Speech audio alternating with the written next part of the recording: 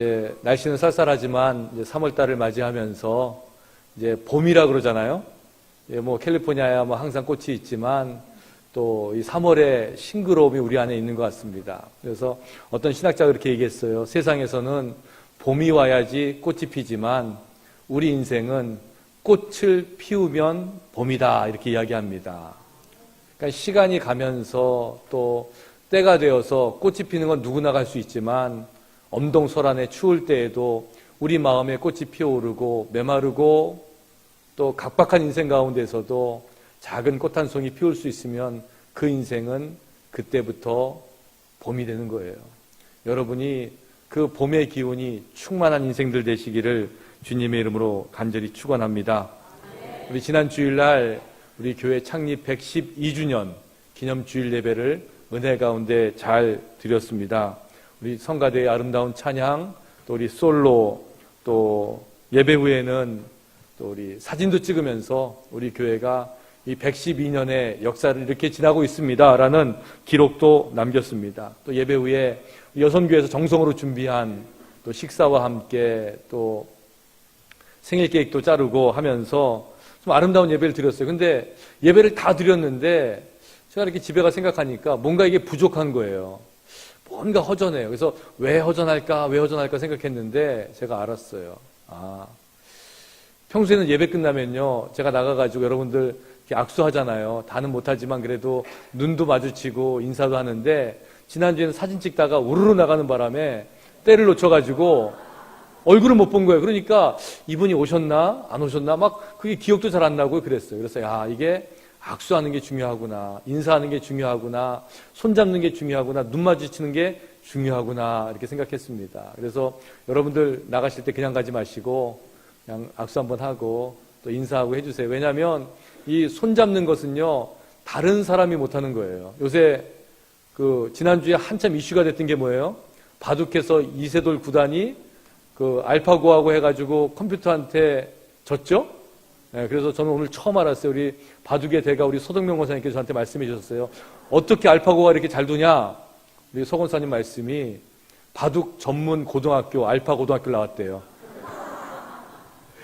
하여튼 컴퓨터가 아무리 똑똑해도요, 인간의 마음, 또 인간의 사랑, 또 손잡고 정 나누고 우리 영혼을 함께 나누는 건 못해요. 그래서 우리 인간만이 할 수 있는 게 있다는 거예요. 여러분, 우리 사람만이 할 수 있는 것 한번 해보십시오. 우리 마음을 모아서, 우리의 영혼을 모아서 옆에 계신 분들 손을 꼭 잡고 이렇게 인사하세요. 예수님의 이름으로 사랑하고 축복합니다. 할렐루야. 예수님의 이름으로 사랑하고 축복합니다. 이제 좀 사람다워지네요. 그렇죠? 우리 마음이 푸근해지고요. 또 이렇게 손만 잡아도, 얼굴만 마주쳐도, 인사만 해도 우리 마음 가운데 이게 기쁨이 있어요. 왜냐하면 이게 우리 사람이기 때문에 그래요. 우리 인간이기 때문에 그렇습니다. 잠깐 기도하시겠습니다. 하나님, 저희들의 마음 가운데에 또 이렇게 소망 주시고 기쁨 주시고 또 함께 신앙생활 해나갈 수 있는 믿음의 동역자들 함께 모아주시니 감사합니다. 저희들 믿음으로 함께 나아가기 원합니다. 주의 은혜 나누길 원합니다. 이 시간도 주님 주신 말씀 기다립니다. 우리 마음은 열게 하시고 하나님의 말씀이 우리 삶의 또 기준이 되게 하시고 그 말씀이 우리 인생을 인도해 나가는 소망이 되게 하여 주시옵소서. 예수님의 이름으로 기도 올리옵나이다. 아멘. 지난 주간에 우리 지역 신문에 조그만 기사가 났는데 이 기사가 제 마음에 와닿았어요. 그 기사는 뭐냐면 우리 다운타운 인근에 있는 리틀 도쿄, 일본 타운에 대한 기사인데, 일본 타운이 역사가 오래됐잖아요. 한 130년 역사가 되었다 그러는데, 이 일본 타운에서 앞으로 100년을 내다보면서 이제 새로운 리틀 도쿄 프로젝트를 한다는 거예요. 사실 지금도 리틀 도쿄 프로젝트를 해왔어요. 그리고 우리 예배당을 건축하신 데이빗 현이라는 아주 유명한 2세 건축가가 있는데, 그분은 초기 하와이에 오셔서 목회하셨던 또 독립운동하셨던 우리 감리교회 현순 목사님의 자제분이세요. 근데 이 LA 지역에서 아키텍으로 아주 유명한 분이라 그분이 리틀 도쿄 프로젝트를 또 관여를 많이 하신 거예요. 근데 이 리틀 도쿄가 이런 새로운 100년을 내다보면서 새로운 프로젝트를 하게 된 까닭은 뭐냐면 지금 여러분들 아시겠지만 다운타운과 코리아타운 이런 데 가시면요. 막 개발되고 있잖아요. 뭐 콘도가 올라서고 또 주상국 복합이 세워지고 쇼핑센터가 생기는데 근데 가만히 이렇게 지나다 보니까 어떤 일이 생기냐면 개발업자가 돈을 벌고요. 렌트비가 올라가고요. 또 조그만 상인들은 렌트비가 비싸져가지고 거기서 밀려나가는 거예요. 그러니까 있는 사람들이 계속 돈을 벌고 또 그런 프랜차이즈라든가 대기업들이 들어와가지고 타운에 있는 돈을 가져가고 그래서 이런 현상들을 젠트리피케이션이라고 얘기하는데 이제 있는 사람들이 살게 되고 없는 사람들이 쫓겨나가는 그런 이제 그 현상이 일어나는 거죠. 근데 일본 타운에서 리를 도쿄에서 우리는 그렇게 하면 안 되겠습니다. 이렇게 해가지고 이 리를 도쿄를 구성하고 있는 한 30여 개의 그 단체들이 모여가지고 협의회를 만들어가지고 미래를 준비하는 거예요. 앞으로 100년 후에 우리가 어떻게 될 것입니까? 그래서 환경 친화적으로 돼야 되고 우리 일본 문화의 정체성을 지켜야 되고 또 뭘 해야 되고 뭘 해야 되고 이런 이야기를 쭉 하면서 그 리를 도쿄 프로젝트라고 이야기했는데 그 앞에다가 단어 하나를 붙였는데 그 단어가 기가 막힌 거예요. 거기다 무슨 단어를 붙였냐면 sustainable 리를 도쿄 프로젝트라고 그랬어요. 그래서 한 500페이지 정도의 보고서를 만들어가지고 그들의 상권, 그들의 문화, 그들의 미래 동향, 뭐 매출 이런 거 다 해가지고 어떻게 해야 되겠습니다? 이게 뭐냐면 앞으로 100년은 어떻게 우리가 서스테인 할 수 있을까? 앞으로 어떻게 지속할 수 있을까? 이거에 대한 이야기를 한 거예요. 이 서스테이너블 지속 가능한 거에 대한 그 이야기가 제 마음에 온 까닭은 우리가 지난 주일에 112주년을 지났는데 과연 우리 교회는 앞으로 100년을 이어갈 수 있을까라는 그 퀘스천을 제 마음속에 가졌기 때문에 그래요. 물론 이 고민이 뭐 최근의 고민은 아닙니다. 제가 이 교회에 왔을 때부터 앞으로 우리 교회 미래가 어떻게 될 것인가에 대한 고민이 늘 있어 왔어요. 또 이 교회를 섬기셨던 많은 목사님들도 똑같은 고민을 하셨을 거예요. 우리 교회가 여기서 어떤 역할을 감당할 수 있을까? 또 이것은 저만의 고민이 아니라 우리 모든 교우들의 고민일 거예요. 지역적인 한계가 분명히 있는 교회, 또 많은 회중들이 또 교회를 오래 다니시고 또 연령이 비교적 높은 그런 교회, 또 이런 교회가 앞으로 10년, 20년, 30년 후에 어떤 모습으로 교회 역할을 감당할 수 있을까? 물론 하나님이 하시면 되죠. 기도하면 되죠. 성령께서 함께 하실 겁니다. 하나님의 역사가 있죠. 이거 뭐 너무나 쉬운 얘기죠. 하지만 하나님께서 맡겨주신 것을 우리가 기도하면서 잘 관리하고 이것을 통해서 하나님의 역사를 이루어가는 것은 우리의 몫이라는 거예요. 그죠? 넉놓고 뭐 기도만 하고 하나님 해주실 것입니다. 이게 아니라 이 안에서 우리가 준비하고 마련하지 않으면 불과 10년 후에 어떻게 되겠어요? 여러분들 우리 눈에 보이는 거잖아요. 다 그런 고민들 안고 있잖아요. 큰 위기감이 있다는 거 알고 계시잖아요. 근데 이것은 우리 교회만의 위기감이 아니에요. 사실은 많은 교회들이 똑같이 그런 위기감을 느끼고 있어요. 이민교회도 그렇지만 미국 교회도 마찬가지죠. 유럽 교회가 쇠퇴한 것을 보면서 또 미국 주류 교단의 교회들이 또 쇠퇴하는 것을 보면서 또 한국에 있는 한국교회들도 마찬가지예요. 급속도로 노령화되고 있고 젊은 사람들은 교회를 찾지 않고 이런 세대를 바라보면서 우리 교회가 앞으로 어떻게 가야 될까? 어떻게 해야지 Sustainable Congregation 계속 이어지는 교회가 될 수 있을까? 이런 고민을 함께 하게 된 거예요. 그러면서 제가 이 Sustainable 지속 가능한이라는 그 눈을 가지고 성경을 보니까요. 사실 성경도 아슬아슬했더라고요. 그렇잖아요. 이게 이어질 수 있을까? 다음 세대가 나올 수 있을까? 이 하나님의 뜻이 하나님의 나라가 이 땅 가운데 임할 수 있을까? 이런 고민을 가지고 많은 사람들이 고민하고 눈물을 흘리며 기도하는데 하나님은 그때마다 길을 내시는 거예요. 또 새로운 길을 내시고 새로운 은혜를 부어주시고 새로운 사람들을 세워주셔서 하나님의 뜻이 이루어지는 것을 이 땅 가운데 분명히 보여주고 있는 것이라는 거예요. 예를 들어 볼까요? 모세에서 여호수아로 이어지던 시대에 다윗에서 솔로몬으로 이어지는 시대가 아슬아슬했어요. 모세라는 위대한 영웅이죠. 이스라엘의 애굽에서 수십만 명, 수백만 명의 사람들을 이끌고 나온 사람이에요. 장정만, 남자들 어른만 60만 명이라 그랬어요. 근데 이 사람들을 이끌고 가나안으로 가는 여정, 40년 동안 광야에서 이 백성들을 인도하면서 때로는 홍해를 가르기도 하고 물이 나게도 하고 만나와 메추라기를 먹이기도 하면서 민족을 이끌어 나왔는데, 이제 그 모세가 하나님의 품으로 넘어가면서 그 다음 세대가 여호수아에게 어떻게 이어질 수 있을까, 이 고민이 있었던 거죠. 다윗도 마찬가지죠. 이스라엘의 왕이었고 골리앗을 물리친 그런 왕이었는데, 위대한 지도자였는데, 그 다윗이 죽고 나면 그 다음 세대는 누가 이어갈까, 어린 솔로몬이 할 수 있을까, 이 고민이 이스라엘 민족들에게 왜 없었겠어요. 오늘 성경에 나오는 두 인물 엘리야와 엘리사도 마찬가지예요. 과연 하나님의 뜻이 이 가운데에서 이어질 수 있을까? 선지자로서 하나님의 말씀을 선포하라고 했던 엘리야가 그 엘리사에게 그 영적인 능력을 전해줄 수 있을까? 아슬아슬했다는 거죠. 예수님과 예수님의 제자들 마찬가지였어요. 예수님은 이 땅에서 메시아로 오셨는데, 하나님의 아들이셨는데, 그 예수님의 모습은 무기력하기 짝이 없었어요. 십자가에 달려 돌아가셨잖아요. 근데 그 예수님의 뒤를 이어서 제자들이 이 땅을 어떻게 하나님의 나라로 바꿔갈 수 있을까? 어떻게 이 땅 가운데 하나님의 구원의 역사를 이룰 수 있을까? 누구도 장담하지 못할 때였다는 거예요. 그런데 하나님의 역사가 어떻게 돼요? 우리는 성경을 통해서 잘 알고 있잖아요. 여호수아가 모세의 뒤를 이어서 이스라엘 백성들을 이끌고 가나안에 들어갔어요. 솔로몬이 다윗의 대를 이어서 이스라엘의 왕이 되어서 지혜로운 왕이라는 그 칭찬을 받았어요.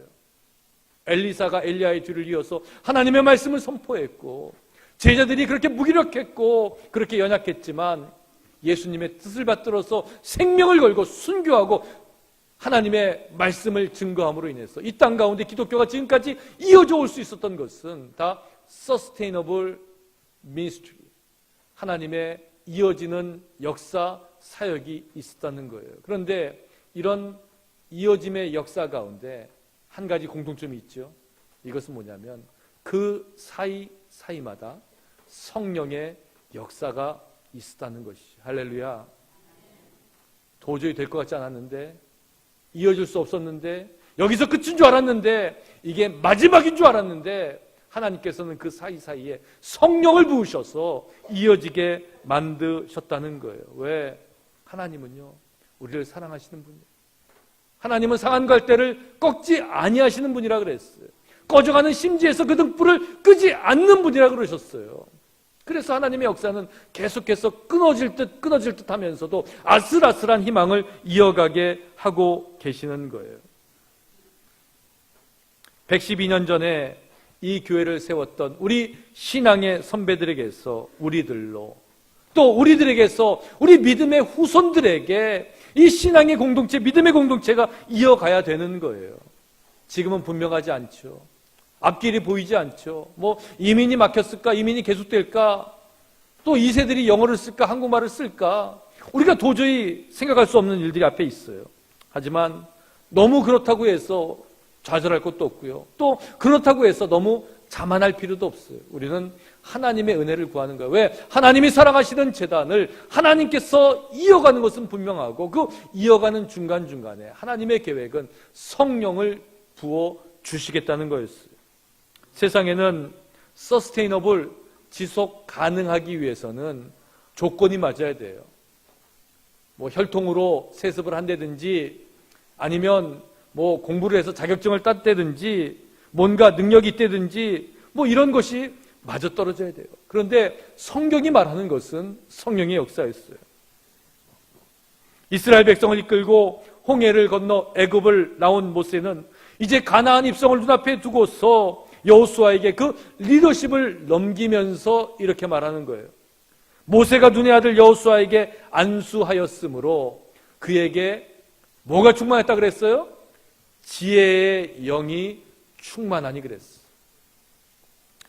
지혜의 영이 충만하니 이스라엘 자손이 여호와께서 모세에게 명령하신 대로 여호수아의 말을 순종하였더라.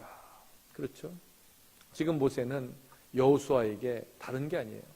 리더십, 능력, 권세 이거 주는 게 아니었어요. 한 가지, 지혜의 영을 준 거예요. 또 다윗의 뒤를 이어서 이스라엘의 왕위에 오른 솔로몬에게 하나님이 나타나셨어요. 내가 내게 무엇을 주랴 너는 구하라 이렇게 말씀하셨어요. 그때 솔로몬이 뭘 구했다 그랬어요? 우리가 알고 있기로는 지혜, 지식을 구했다 그랬어요. 그러니까 하나님께서는 지혜를 구한 솔로몬을 칭찬하시면서 내가 구하지 않은 부귀와 장수와 영광까지도 주겠다고 말씀하셨거든요. 근데 이 지혜라는 것을 다른 성경 말씀에서 뭐라고 이야기하냐면 솔로몬이 구한 것은 듣는 마음이다 이렇게 이야기하는 거예요. 왜? 솔로몬의 마음 가운데 뭐가 있었어요? 백성을 향한 사랑이 있었어요. 수많은 백성들이 와서 억울하다 그러고 송살하겠다 그러고 자기의 억울한 이야기를 들어달라 그러는데 사람들은 많은데 나는 혼자이니 어떻게 이것을 다 들어줄 수 있겠습니까? 나에게 지혜로운 마음, 듣는 마음을 주사 하나님의 뜻을 행하게 하여 주시옵소서. 이게 솔로몬이 구한 것이었어요. 그러니까 솔로몬이 구한 것도 지혜의 영을 구한 것이에요. 엘리야는 우리가 잘 알고 있는 선지자죠. 엘리야 그러면 어떤 게 생각이 나요? 능력의 선지자 아니에요? 바알 선지자 400명과 아세라 선지자 450명을 갈멜산으로 불렀어요. 우리 한번 겨뤄봅시다. 누가 참신인가? 하나님인가? 당신들이 믿는 신인가? 한번 싸워봅시다. 그래서 850대 1의 대결이 펼쳐지는 거예요. 게임의 법칙은 한 가지였어요. 양을 잡아가지고 제단 위에 올려놓고 불을 내려서 하늘에서 불이 와서 이 재물을 태우는 신이 진짜 신이다. 바알과 아세라를 제사장들 850명이 거기서 춤을 추고 제사를 지내는 거예요. 불을 내려주시옵소서 하다 한다니까 어떻게 돼요? 나중에는 칼과 창으로 자기의 몸을 상하게 해서 불을 내려달라 그래요. 근데 안 되죠. 근데 이때 엘리야가 등장을 하지요. 엘리야는 점잖게 나서가지고 옆에다가 도랑을 쫙 팠어요. 그래놓고는 물을 3번이나 부었다 이렇게 성경이 이야기하죠. 물을 붓고 나니까 어때요? 장작더미가 다 젖어버렸어요. 근데 이 물이 흘러넘쳐가지고 도랑을 채웠다고 성경이 기록되어 있어요. 근데 그 다음에 하나님 앞에 기도하니까 하나님께서 불을 내리셔서 하나님의 살아계심을 증거한 거예요. 내가 너희와 함께한다.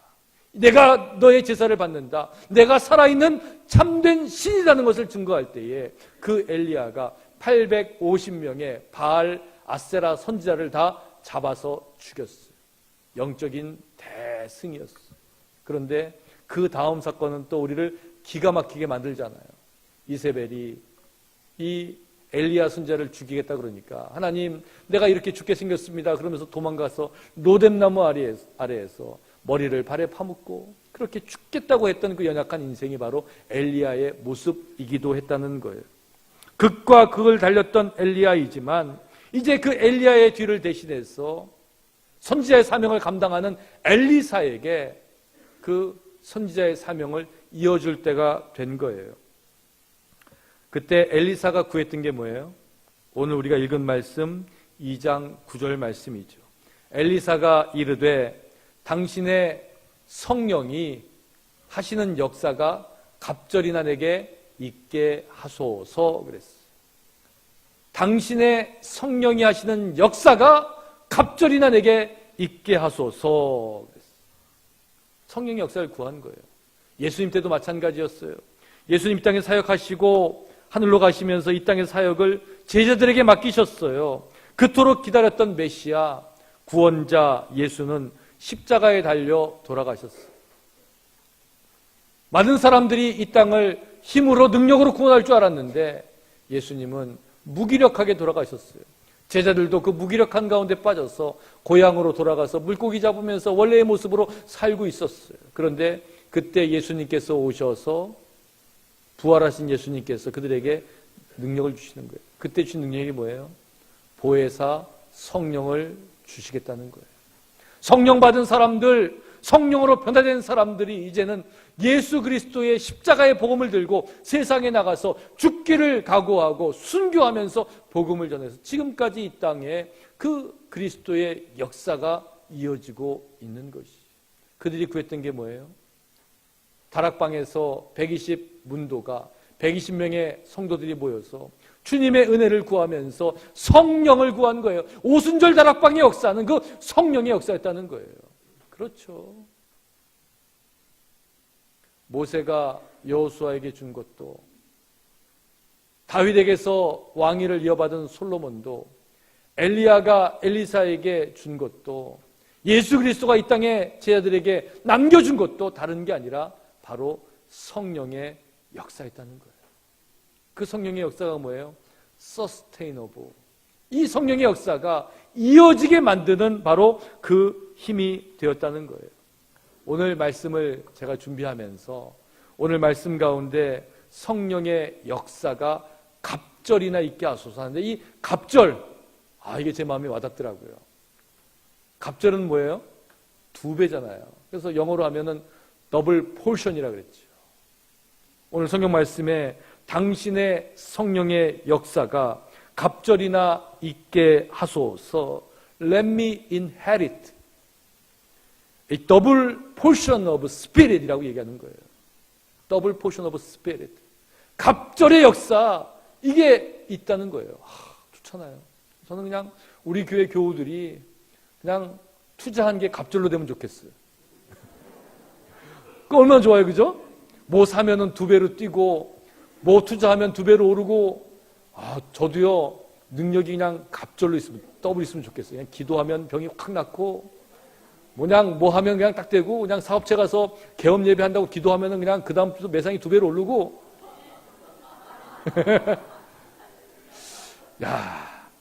근데 지금 엘리사가 구하는 게 그런 거잖아요. 더블 포션 오브 스피릿이에요. 그러니까 성령의 역사예요. 하나님의 역사가 2배로 있으면 좋겠다. 아니, 엘리야도 위대한데 욕심도 많죠. 엘리야보다 2배로 달라는 거예요. 근데 우리가 엘리야, 엘리사 그러니까 이름이 비슷하잖아요. 그래서 뭐 형제 같기도 하는데 사실은 너무너무 다른 사람이라는 거예요. 근데 성서학자들은 이 2 사람이 달라도 그렇게 다를 수가 없다고 얘기해요. 살아온 것도 배경도 환경도 다 다른 사람이에요. 한 가지 공통점이 있다면 그것은 하나님의 말씀을 증거하는 선지자의 사명을 감당하는데 앞서거니 뒤서거니 했다는 거예요. 그런데 성경 보면 참 재밌어요.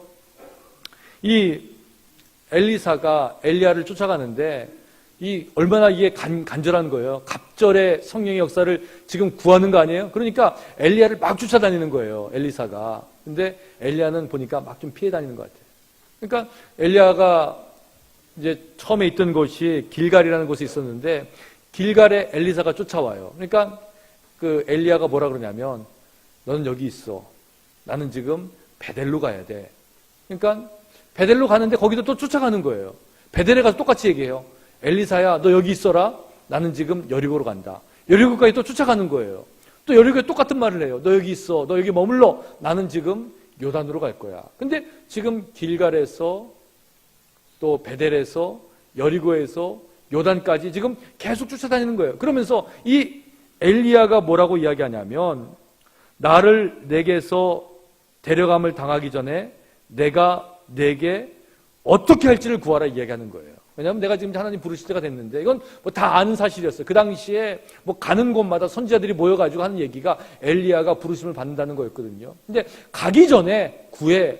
그러면 어떻게 할지를 내가 알려줄 거다 그러는 거예요. 그때 엘리사가 기다렸다는 듯이 대답하는 게 뭐냐면 아까 읽은 말씀이죠. 당신의 성령이 하시는 역사가 갑절이나 내게 있게 하소서 준비한 거예요. 지금 뭘 달라고 그럴 때에 지금 뭘 배워요? 말씀을 배우는 게 아니라, 리더십을 배우는 게 아니라, 뭐 요령을, 기술을 배우는 게 아니라 하나님의 역사, 성령의 역사를 갑절이나 내게 더하여 주시옵소서, 이거를 지금 구하고 있는 거예요.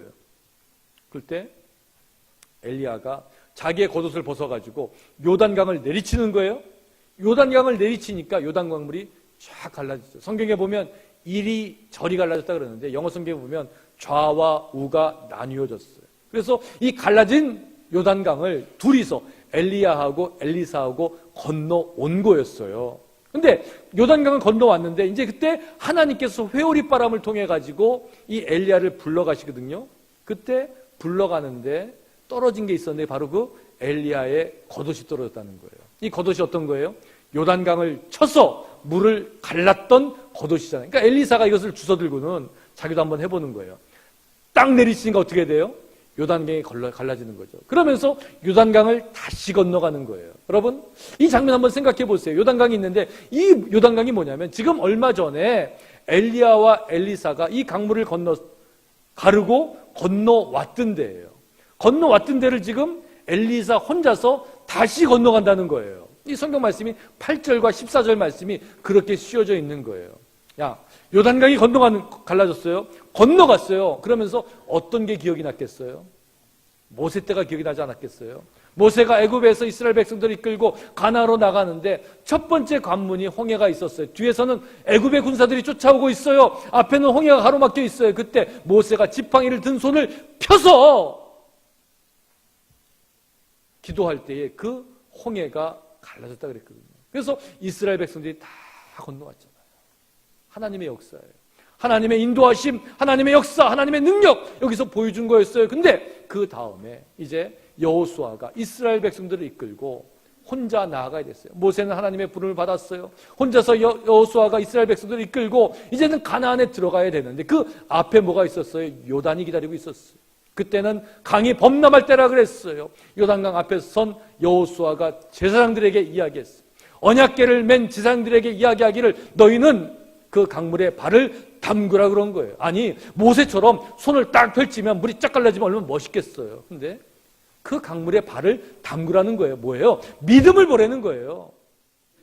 하나님이 멈춰주지 아니하시면 내가 강물로 걸어 들어가는 거예요. 그런데 그 언약궤를 맨 제사장들이 강물에 발을 담글 때에 그 강물이 갈라지고 그 땅이 마른 땅이 되었다고 성경이 기록하는 거예요. 할렐루야. 이스라엘 백성들이 그 땅을 지나서 가나안에 들어가는 거예요. 지금 엘리야와 엘리사의 마음 가운데에는 그때의 장면이 오버랩 되고 있었을 거예요. 그렇구나. 하나님의 역사가 있는 곳에서는 지금 이 마른 땅을 갈라서 요단강을 건너서 마른 땅을 건너가는 역사가 있는 것이구나. 엘리야와 엘리사가 함께 건너왔던 요단강을 이제 엘리사가 혼자 건너가는 거예요. 이게 사역의 길이 열리는 거예요. Sustainable Ministry, 하나님께서 이어주시는 지속 가능한 사역의 역사가 지금 이어가고 있는 것이에요. 하나님 어떤 분이에요? 엘리사는 그 하나님은 우리를 인도하는 하나님을 경험하는 거예요. 물을 멈추게 하시고 마른 땅을 걷게 하시는 그 하나님을 만나는 거예요. 이제 엘리사의 역사가 이어지죠. 엘리사가 열왕기 하에 나오는 이야기들 보면요, 참 재미나고 신나는 이야기들을 많이 해요. 첫 번째 일으켰던 기적 중에 하나가 뭐냐면 생도 중에 하나가 있었는데 생도는 선지자를 따르는 사람이에요. 지금으로 얘기하면 신학교에 다니는 전도사님들 되겠죠. 근데 그 생도 중에 하나가 죽었어요. 가진 것 하나도 없이 그냥 집에 있는 거 가져 쓰다가 빚져가지고 공부하다가 죽었어요. 근데 그 아내와 두 아들이 남았는데 그 두 아들이 빚쟁이한테 팔려가게 생긴 거예요. 그래가지고 그 생도에 혼자 된 아내가 와가지고 엘리사에게 따지는 거죠. 어떻게 하면 좋겠습니까? 어떻게 하면 좋겠습니까? 엘리사가 너 집에 뭐가 있느냐? 이제 남은 거 기름 한 명밖에 없습니다. 그거 가져와라. 기름 한 명 갖고 왔어요. 그리고는 또 이상한 얘기를 해요. 나가서 온 동네에 가서 그릇을 빌려와라. 빌려올 수만큼 빌려왔겠죠. 그러더니 집에 들어가서 문을 닫고 내 아들 둘과 함께 들어가서 문을 닫아라. 그러면서 그 빌려온 그릇에다가 기름병을 부어라. 그런데 이 온 그릇들이 빌려온 그릇들에 다 기름이 차기까지 기름병이 마르지 아니했다 그랬잖아요. 이게 누가 일으킨 기적이에요? 엘리사가 일으킨 기적이에요. 성령의 갑절의 능력을 받은 엘리사의 기적이에요. 그 다음부터도 독이 든 솥에서 그 독이 없어지기도 하고 나하만의 문둥병이 낫기도 하고 많은 사람을 먹이기도 하고 이러면서 아람 군대의 눈을 멀기도 하면서 도끼가 떠오르기도 하면서 엘리사의 역사가 이어지고 있는 거예요. 그런데 우리가 생각해야 되는 것은, 우리가 바라봐야 되는 것은 엘리사의 기적이 아니라는 거예요. 뭘 바라봐야 돼요? 엘리사에게 그 능력을 허락하신 하나님이라는 거예요. 왜 하나님께서 그 역사를 주시는 거예요? 왜 우리에게 기적을 주시는 거예요? Sustainable, 우리로 하여금 이어가게 만드시는 거예요. 여러분 그렇지 않아요? 힘들고 어려울 때에 뭔가 매달리는 마음이 있잖아요. 하나님 이거 한번 해보겠습니다. 그럼 또 넘어가요. 정말 안 될 것 같은데 또 한번 해보겠습니다. 한 매달리면 넘어가요. 제가 개척을 했는데 10여 년 전에 개척했었어요. 했는데 좋을 때도 있고 어려울 때도 있잖아요. 교인들이 오고 교회가 부흥하면 막 신나다가 또 그냥 잠잠하면 또 마음이 답답하고, 그래서 제가 하나님 앞에 이런 투정을 부린 적이 있어요. 하나님, 정말 하나님이 살아계시다면 매주 한 가정씩만 보내주세요. 투정이죠. 뭐 개척교회 하면서 한 가정이 귀할 때 그런 마음이 왜 없겠어요. 근데 놀랍게도요, 그 기도한 다음부터요, 3주 동안에 매주 한 가정씩 왔어요. 그 다음부터는 그런 기도를 못하겠어요. 무서워서. 하나님이 살아계시는데 없으면 없는 대로, 있으면 있는 대로지. 근데 욕심껏 한다고. 근데 하나님은 그것을 왜 보여주시는 거예요? 서스테인 하기 위해서, 이어가기 위해서. 얘가 이거 안 들어주면은 포기하겠구나, 불쌍하구나, 그런 마음도 있겠지. 왜 없겠어요? 뭐 우리 인생이 다 그렇잖아요. 하나님, 이번 사업만, 이번 고비만, 이런 위기만 넘기게 해주세요. 그러면 또 한번 해볼게요. 또 힘을 내볼게요. 우리가 지금까지 살아온 게 그런 거 아니겠어요? 이민생활하면서, 가족 꾸려가면서, 애들 키우면서, 뭐 지금 남들이 볼 때는 뭐 이만큼 사니까 잘 됐고 성공했고 그렇게 하지만 사실 거기까지 오기까지 여러분들 얼마나 많은 수고와 땀과 눈물이 그 안에 담겨 있었어요. 포기하고 싶을 때가 얼마나 많이 있었겠어요. 그런데 포기하려고 그러면 또 다른 기쁨을 주는 거 아니에요? 그러니까 하나님께서 그 역사를 이어가게 만드시는 거예요. 전혀 생각하지 못했던 데서 위로받게 하시고 또 기대하지 못했던 데서 도움을 얻게 하시고, 그래서 하나님은 이어가게 만드시는 거예요. 이게 하나님의 역사고 하나님의 기적이라는 거예요. 지금 엘리사가 보여줬던 것들은 그런 거예요. 이게 성령의 갑절의 능력이 엘리사를 자랑하고 뭘 어떻게 하는 게 아니라 이걸 통해서 하나님의 역사, 하나님의 계획, 하나님의 나라가 계속해서 이 땅 가운데 이어지고 있다는 것을 우리에게 보여주시고자 하시는 거예요. 또 하나님은요, 너무너무 좋으신 분이라 우리에게 복을 주시는데 갑절의 축복을 주시는 분이에요.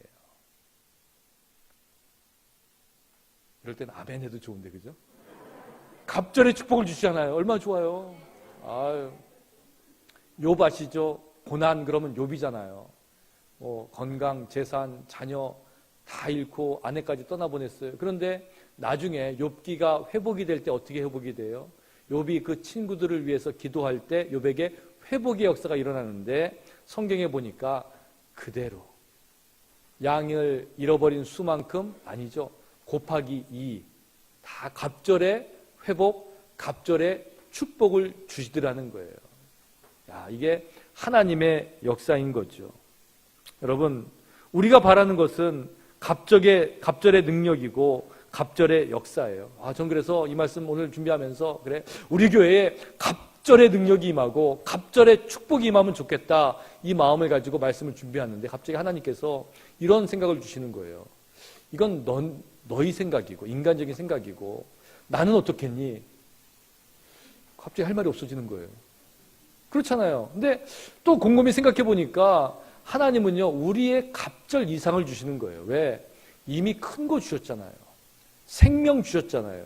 구원의 은혜 주셨잖아요. 우리 살게 하셨잖아요. 여기까지 오게 하셨잖아요. 이게 우리가 생각하는 갑절, 그 이상이에요. 한번 여러분, 제가 실제적인 예를 들어볼까요? 여기 오신 분들요, 제가 볼 때는 대부분요, 올 때 이민 가방 2개 갖고 왔어요. 그러면 지금 이민 가방 4개만 되면 갑절이에요. 저는요, 그 이민 가방도 별로 없었어요. 뭐 가난한 유학생이 뭘 갖고 왔겠어요. 하와이 갈 때, 한국에서 하와이로 유학 갈 때 가방에 책만 잔뜩 가지고 옷 몇 가지 가지고 갔어요. 또 하와이에서 또 신학교 가니까 그 전공하던 공부도 다 소용이 없더라고요. 책도 다 버리고요. 다 버리고 나니까 남는 게 진짜 없었어요. 가방 몇 개 들고 왔어요. 근데 여기 와서 결혼했죠. 여기 와서 목사가 됐죠. 여기 와서 애들 낳았죠. 그리고 나중에 이사 가려고 보니까요, 깜짝 놀랐어요. 우리 집 앞에 큰 컨테이너 트럭이 와 있는 거예요. 저게 다 우리 집 짐이라는 거예요. 이게 말이 되는 거예요? 하나님은 이미 갑절 이상을 주셨는데 우리는 갑절 달라고 그래요. 그러면서 하나님의 마음이 들어오는데 하나님이 원하시는 게 뭐냐 생각을 했어요. 근데요, 하나님이 원하시는 게 따로 있더라고요. 그건요, 갑절의 헌신이었어요. Sustainable Project. 그렇죠? 우리가 지속 가능한 이 프로젝트를 하기 위해서 우리 교회로 얘기하면 Sustainable Ministry, Sustainable Church, 계속 이어지는 100년, 200년 앞으로 이어갈 교회가 되기 위해서 지금 우리에게 필요한 것은요, 내가 갑절의 능력, 갑절의 축복받는 게 중요한 게 아니더라는 거예요. 그러면 뭐가 중요해요? 갑절의 헌신이에요. 이스라엘 역사 가운데 가장 중요한 부분을 차지하는 것이 이제 출애굽의 사건이에요. 근데 출애굽이 있기까지 애굽에 살게 된 동기가 뭐냐면 아브라함과 이삭과 야곱과 요셉으로 이어지는 믿음의 가문들이 쭉 가다가 요셉의 때에 이르러서 요셉이 애굽으로 팔려가게 되죠. 형제들에게 시기를 받아가지고 애굽에 팔려갔는데 거기서도 모함을 받아서 감옥에 갇혔다가 감옥에 있다가 잊혀졌다가 그냥 감옥 생활하는 그런 청년이었어요. 그때 나이가 한 30쯤 됐어요.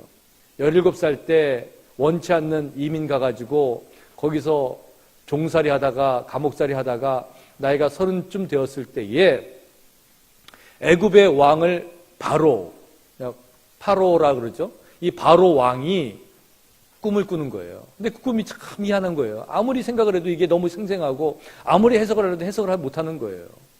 그 꿈의 내용은 이런 거죠.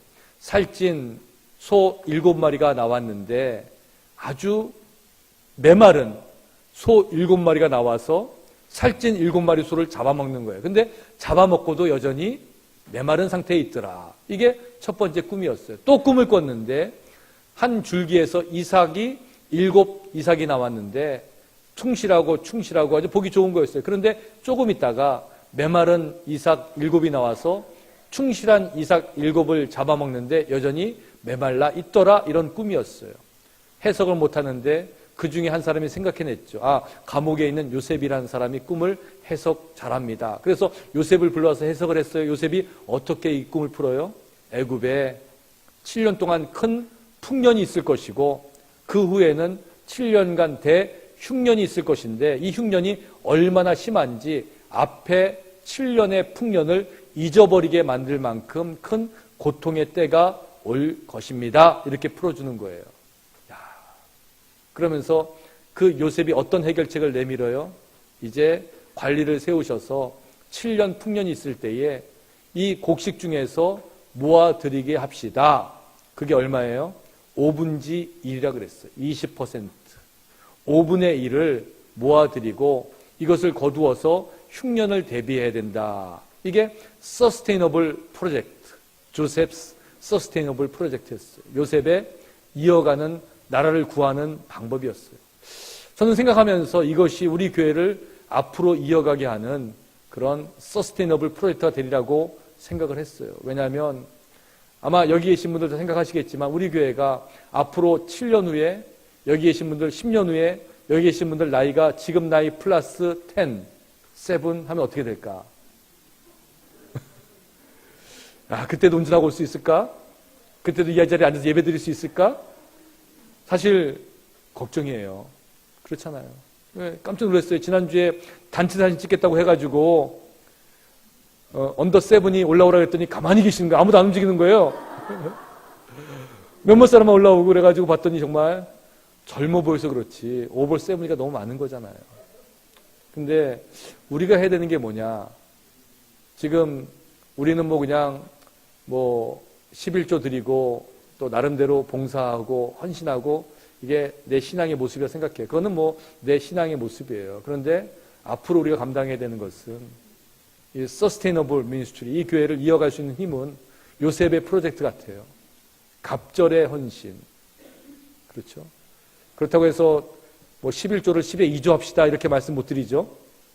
또 알아들으시는 분은 또 그렇게 하시고요. 하지만 분명한 것은 그런 특별한 헌신이 있지 않고서는요, 하나님께서 정말 우리 교회를 이어가기를 참 힘들게 만드실 것 같아요. 하지만 이 때를 준비하면 우리는 또 다른 세대를 기약할 수 있어요. 왜냐하면 지금 많은 교회들이 그런 길을 걷고 있어요. 대표적인 예가 우리 주위에 있는 일본 교회들이거든요. 일본 이민교회 역사가 우리보다 더 오래됐기 때문에 이 교회들이 오랜 세월 지나가면서 또 많은 교회들이 세워지고 문을 닫고 했어요. 근데 지금도 이제 교회가 쇠퇴해서 문을 닫고 있는데 지금도 목회를 활발하게 하고 성전을 건축하고 리모델링하고 그렇게 목회를 잘하는 교회를 보면은요, 그 힘이 어디 있었냐면 바로 이 조셉스 서스테이너블 프로젝트. 그때 왕성할 때에 인다우먼트 펀드, 발전 기금들을 모아놔가지고 지금 몇 세대가 지난 다음까지도 그 목회를 이어가게 만드는 힘이 있더라는 거예요. 바라기는 우리 교회가 그런 비전을 가지고 하나님의 뜻 가운데 앞으로 미래를 바라보면서 지금 이 시대를 위기 상황으로 느끼고 하나님의 뜻에 순종하며 나가는 그런 믿음의 공동체가 되시길 주의 이름으로 축원합니다. 갑절의 헌신이 있어야 돼요. 또 한 가지 우리에게 필요한 것이 있는데 이것은 주님께서 우리에게 보여주신 이야기예요. 예수님께서 이제 십자가에 달려 돌아가신 다음에 부활하셨죠. 그 다음에 만나주신 사람 중에 베드로가 있었어요. 베드로가 이제 낙심해가지고 고향으로 내려가서 물고기 잡고 있었는데 한 마리도 못 잡죠. 근데 예수님께서 오셔가지고 고기가 있냐? 못 잡았어요. 그러니까 배 오른편으로 그물을 던지라 그랬어요. 그물을 던졌더니 물고기가 차고 넘쳐가지고 그물이 찢어지게 생겼다고 성경이 이야기하고 있는 거죠. 베드로가 뭘 생각하는 거예요? 처음에 예수님 만날 때 그때 뭐라 그랬어요? 깊은 데로 가서 그물을 던지라. 내가 밤이 맞도록 수고하였지만 한 마리도 거두지 못했는데 말씀하시니까 따르겠습니다. 깊은 데로 가서 그물을 던졌어요. 그물이 찢어지게 생겨가지고 옆에 있는 친구의 배를 오라 그래가지고 2배 가득 실었는데 이제는 배가 가라앉게 되었다 그랬어요. 처음에 예수님 만났을 때 베드로는 이분이 누구인 줄 알았어요. 이분이 보통 사람이 아니구나, 하나님이시구나. 그래서 뭐라고 얘기하는 거예요? 주여, 나는 죄인으로소이다. 나를 떠나소서, 이렇게 말씀했어요. 근데 이번에 베드로가 예수님 만났을 때는 그렇게 얘기하지 않았어요. 이때에는 물로 뛰어들었어요. 주님인 줄 알아봤어요. 주님 앞에 달려갔어요. 예수님께서 아침을 차려놓고 아침을 먹이신 다음에 베드로에게 뭐라 그래요? 요한의 아들 시몬아, 내가 나를 사랑하느냐? 주님, 내가 주님을 사랑하는 줄 주께서 아시나이다. 다시 물어보는 거예요. 요한의 아들 시몬아, 내가 나를 사랑하느냐? 내가 주를 사랑합니다. 요한의 아들 시몬아, 내가 나를 사랑하느냐? 3번 거듭해서 물어보니까 베드로가 마음에 근심하며 대답합니다. 주님, 내가 주님을 사랑하는 줄 주께서 아시나이다. 저는 이 말씀을 이렇게 묵상하면서 이것이야말로 더블 포션 오브 러브가 아니라 트리플 포션 오브 러브라는 생각을 했어요. 사랑의 갑절이에요. 갑절의 사랑이에요. 그렇죠? 우리가 하나님의 일을 하는 것, 하나님의 뜻을 따르는 것, 주께서 우리에게 보여주신 것은 바로 이 사랑이에요. 왜냐하면 이 Sustainable Project, Peter's Sustainable Project는 뭐냐면 사랑이었어요. 사랑이 없으면 이어가지 못해요. 여러분, 신앙생활 하다가 힘들죠. 때로는 포기하고 싶죠. 때로는 내려놓고 싶죠. 왜 그래요? 난 믿음이 없어서 그래요. 난 능력이 없어서 그래요. 난 관계가 나빠서 그 사람이 싫어서 그래요. 그게 아니에요. 사실은 깊이 들어가 보면 뭐예요? 사랑이 없어서 그래요. 하나님을 향한 사랑이 있다면 예수 그리스도의 십자가를 통해서 무한한 사랑을 보여주신 그 사랑을 우리가 알고 깨닫고 그 사랑을 우리가 가지고 있다면 용서 못할 게 뭐가 있겠어요? 사랑할 수 없는 게 어디 있겠어요? 왜 쉽게 포기하겠어요? 그렇게 할 수가 없다는 거예요. 그리스도의 사랑을 가지고 나간다는 거예요. 오늘 우리에게 주신 말씀이에요. 어떻게 하면 우리 교회가 112년을 지났는데 앞으로 100년을 어떻게 앞으로 나갈 수 있을까 고민하면서 우리에게 주시는 하나님의 말씀이에요. 갑절의 능력과 갑절의 축복만 바라는 것이 아니라 정말 우리에게 필요한 것은 갑절의 헌신과 갑절의 사랑이 있지 아니하면 이 교회가 어떻게 될지 모르겠다는 그 하나님의 경고의 메시지예요. 여러분, 이 말씀을 마음속에 새기시고 이제 우리에게 주신 하나님의 사명, 갑절의 헌신과 갑절의 사랑을 통해서 하나님의 나라를 만들어 나가시는 저와 여러분의 아름다운 믿음의 공동체, 신앙의 우리 일꾼들이 되시기를 주님의 이름으로 간절히 축원합니다. 기도하시겠습니다.